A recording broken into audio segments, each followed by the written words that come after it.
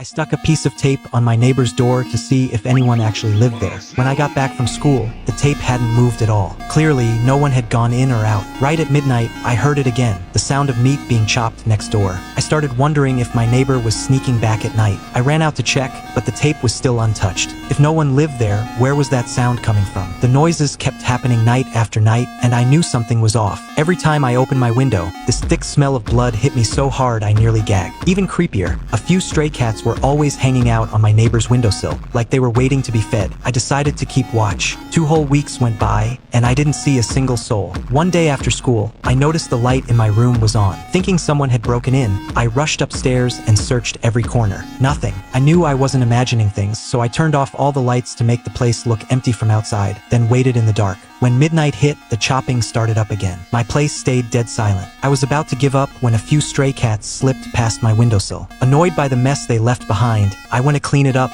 and then it hit me. I collected some samples in a bag and had a friend run tests on them. The results were a letdown. Nothing unusual in the cat droppings, but I still couldn't shake the feeling that something was wrong. Days without sleep pushed me to the breaking point. I begged my landlord to move me to a different room. She didn't buy my story, said I was probably just stressed and needed a few days of rest. I still felt uneasy, so she offered to stay the night with me to see what was going on. As she was getting ready for bed, she accidentally bumped into the wall. We both froze. The wallpaper was covered in dried, bloody handprints. A chill shot down my spine as I stared at that blood-soaked wall. I'd been living there all this time and never noticed. The landlord told me that years ago, a mother and her son used to live here. After the boy died, the mother lost her mind. I immediately looked it up online and found an old news article that matched her story exactly. Terrified but determined, I decided to try one more time. I taped up the neighbor's door again, opened the exhaust vent that connected our 2 apartments, strapped my phone to a clothes hanger, and carefully slid it through. I played back the footage. The kitchen next door was completely empty, but the chopping sound was still going. I pushed my phone back through the vent. This time, I tapped a coin against the glass to make some noise. A few minutes later, I pulled it back out. What I saw on that screen made my blood run cold.